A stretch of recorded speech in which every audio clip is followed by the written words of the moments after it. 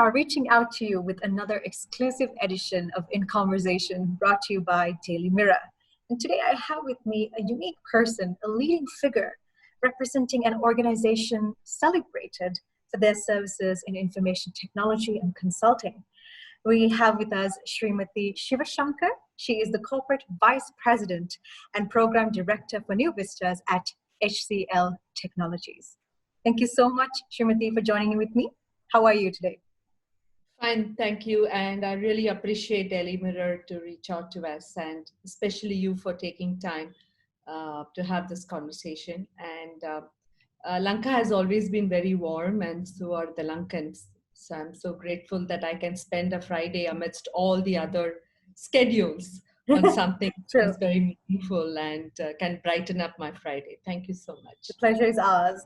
And with your expertise in business and human capital strategy and many other avenues, along with HCL Technologies' unique, authentic operational practices, we're hoping to bring new insight as to how we can be relevant and connected in the digital workspaces that the current world is working towards.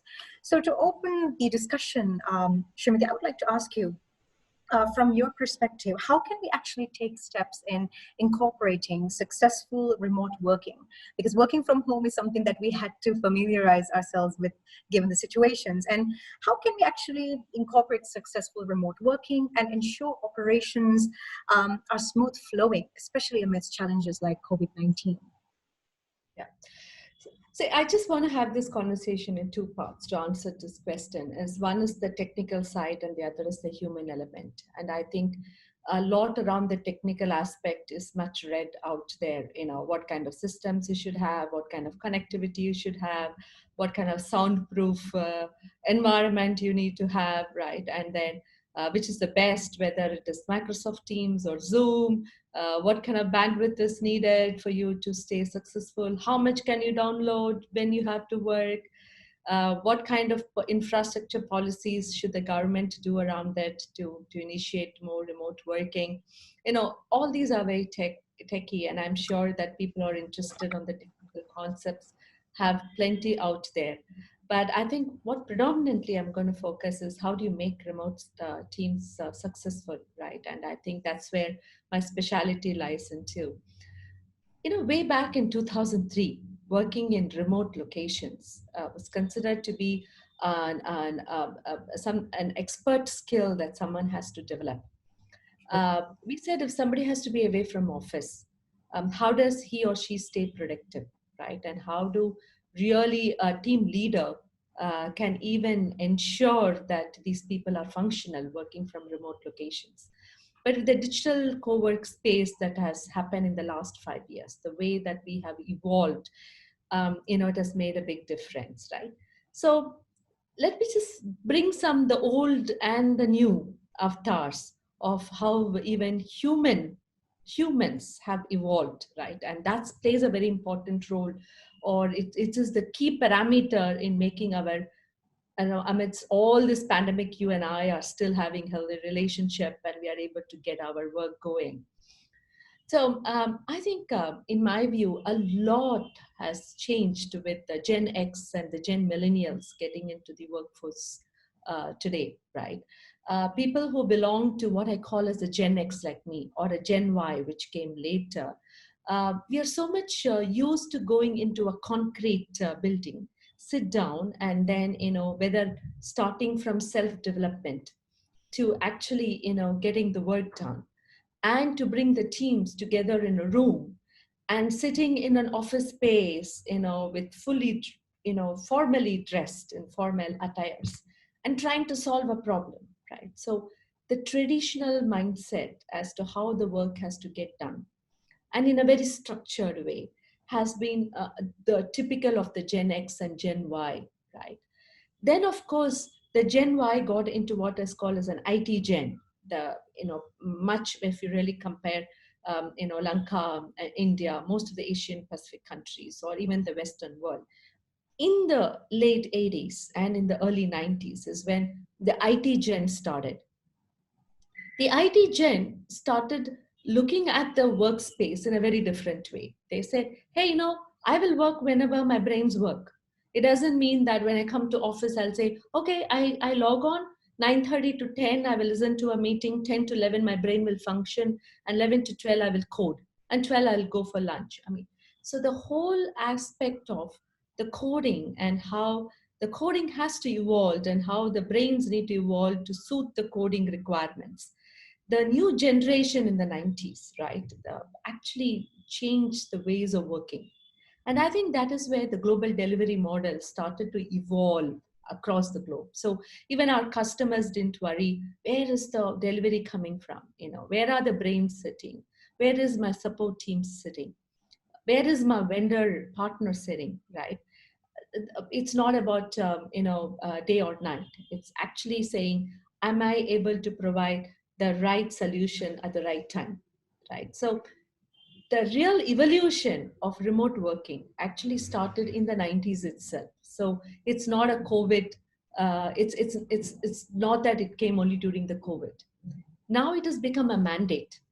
But then in terms of mindset to work from home and deliver from wherever you are, actually started when the IT came into existence in the 90s, right?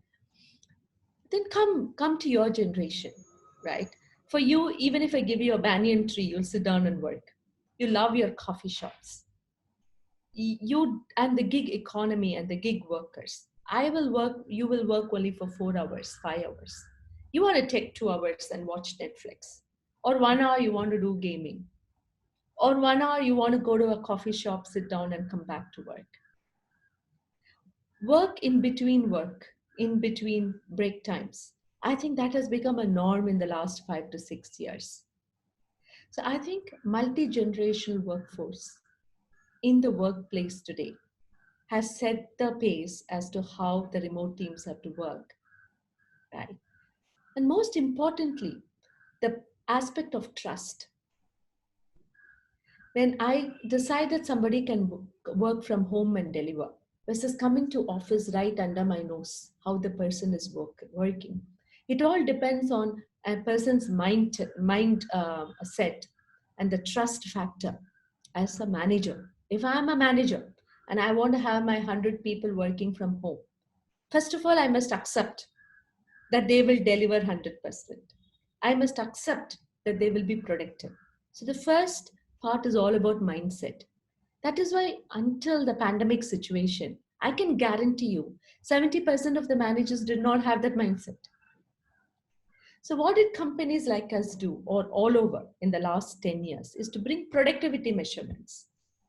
So a person comes and he is able to get, all of us have something called short-term disability. We have to be at home at some point in time. So what do? What is this work from home concept? Every company across the globe had already tested and piloted and have standardized around policies on how do you measure productivity through work from home. So many things have been running in parallel. The shift in the mindsets, the shift in the way that you will measure productivity, the way that trust is built between the manager and the team members. Multi-generational workforce, bringing its own diversity in their mindsets as well as how they want to work, forcing upon a change on the leaders and the managers. I think all these are the forces which have been happening in the last 15 years. Definitely. So today with pandemic, I think you and I, your editor or my boss doesn't mind where I'm working from.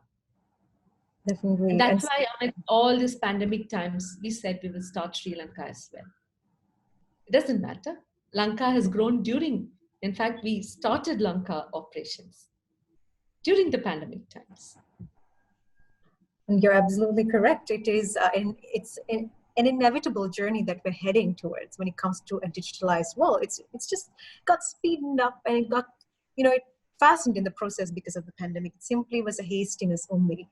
And also I understand when you say the generational ideology about productivity, it's about dressing up, going out there and making a difference, but it also can be done from home. We just have to find ways of doing it. So thank you for your input on that. And also there's this beautiful saying, Srimati, that it's about intelligence is not merely knowing everything, but it's about your ability to adapt to change. So for a company or an industry to intelligently move forward amidst all macro and micro changes. Adapting to new technology and ensuring client centricity is of paramount importance because Yeah. that's what helps us become agile and resilient. I would like to hear your perspective on that as well. So it's a meeting of two minds. It's basically what your external environment is and how quickly you're able to learn and adapt, which is more internalized, which is more internally with individuals, right? So any organization can help in two ways. One is we create an environment which is conducive to change, which will help people to feel comfortable when the change comes. The second is more to do with coping skills of an individual when the change, happens, right? Um, you know, just I want to relate it to this to my own story. It's easier because all of us evolve, and only when there is change we evolve too. And how we adapt and adopt change practices makes you a better person. So I grew up in a small village. I actually studied in a vernacular medium, and you don't have many girls actually studying and coming forward. Of course, I took up engineering. I went to US. I mean, that's a different story. There was at a point, something incredibly unexpected happened in my life. I went to my grandmother. I sat down and said, "Why did this happen to me?" So she just looked at me and said, "Why can't it happen to you?" Right. So I think just a shift between why to why not. I think that's the first step to adapting or adopting any change. It's very simple. I mean, it's a human mind, right? It's just for you to shift. Just think about it. You stand in front of the mirror and say, why it has happened to me? Then the whole world is so different, right? And you're going again and again, understanding what the problem is. But you want to be part of the solution and not part of the problem. Do you want to be part of the solution? You go and stand in front of the mirror and say, why not me? So what do I have to do about getting this better, right? I think it's first the acceptance. A lot of people have talked about acceptance, but for me, my simple question from my grandmother changed the world. Accepting that there's change happening. Second is, how do you actually leverage that experience that and the concepts that you have learned over a period of time to say how quickly you assimilate the change and become agile. I'm giving you this example because humans and organizations are no different. Humans build organizations. You cannot separate the organization from the humans. So an organization culture is based on the humans. It's all the employees. So the employees have a collective culture where they say like, hey, this is nothing. Let's just look forward. It's easy to, fall forward and look forward to things. And they stand in front of the mirror. And that is why even the organizations have mirror exercise. We often go back to the employees and say, hey, the change has come. What do you think we should do about it? A collective wisdom will help us to be more agile. It's not just the technology, right? It's first acceptance, assimilation of change. And third is adapting, which usually comes from how the humans would perceive. And that is where all the lean-in groups also come, right? So if I'm uncomfortable with something, no matter what my job is, I will have my lean-in support. I will reach out to my peer who's sitting somewhere in Japan or US and say, hey man, what do you do about it? And then he says, hey, it doesn't matter. I'm older in this organization. I know we have gone through this many times, right? So that's where the peer groups come. I'm sure all of us in this group who are working virtually from home have our own peer networks, irrespective of whether it's office or outside office. We have a peer network. You need sounding boards, and you also need your own, what I call as grievance cells. Not official grievance cells, but somebody whom we can reach out to and say, hey man, I just can't deal with it. Help me to cope. Right? So I think whatever we have experienced in the last so many years, I think during COVID, we put all of them into practice.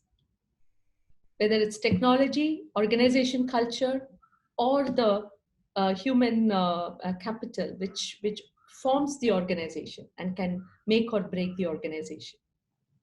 I think all of us, everything has come together to make it possible these times. Definitely. I mean, the direction in which an industry or an organization is headed, its organizational culture, it is definitely a manifestation of the collective wisdom, as you mentioned. And as much as it is important to be consistent with all that we do as an organization, it is also to be achieved without compromising the health and the well-being of those who work tirelessly to kind of, make these operations possible. With your work ethic and your principles that align with HCL technology, I would like to know your input on this. How do you feel that we should work around ensuring the safety of those who work? So the wellness and well-being is again, it takes two hands to clap. The organization can only provide this much. The rest rests with people who are us, the employees, right? I always say that there is a very subtle difference between reasonable accommodation and compromise, right?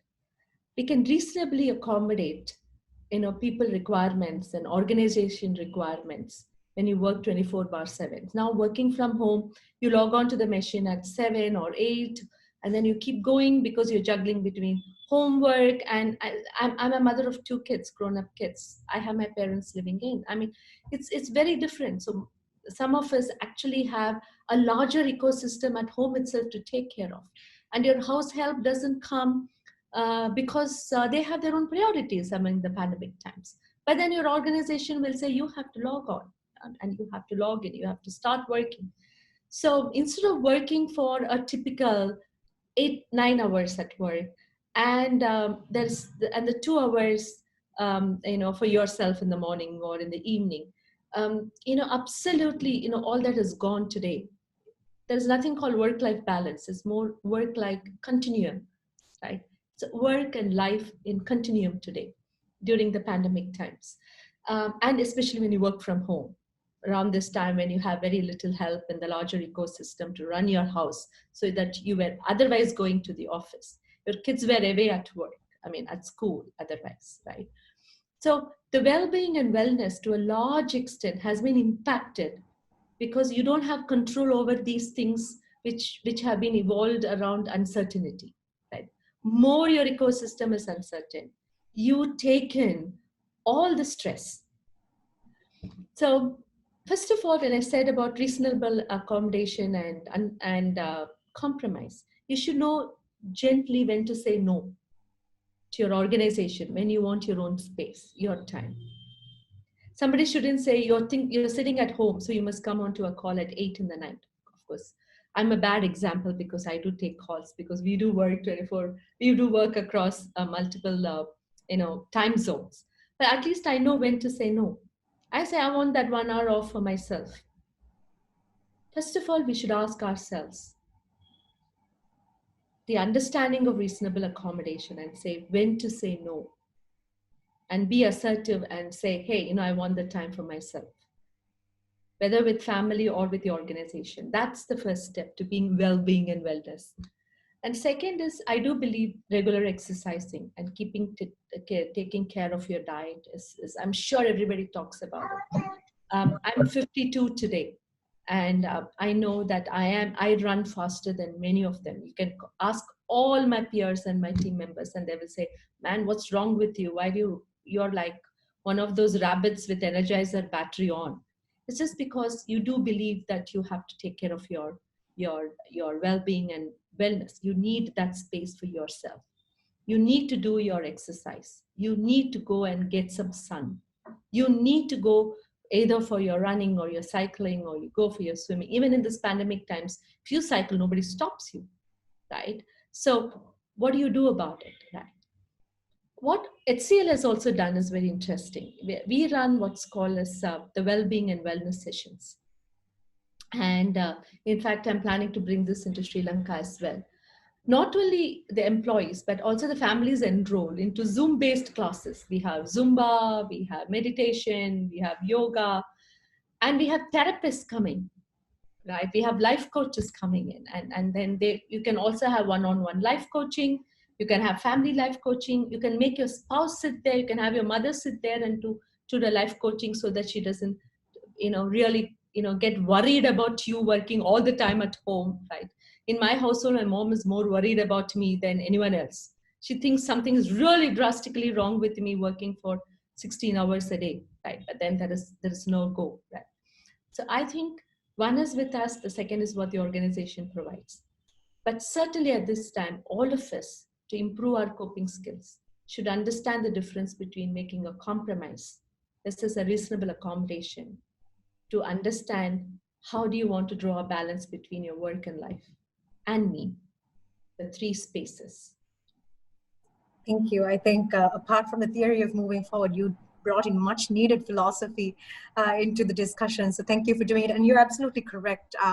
What our mindset, the way we think, is a manifestation of what's around us. If we think so, we can make it happen.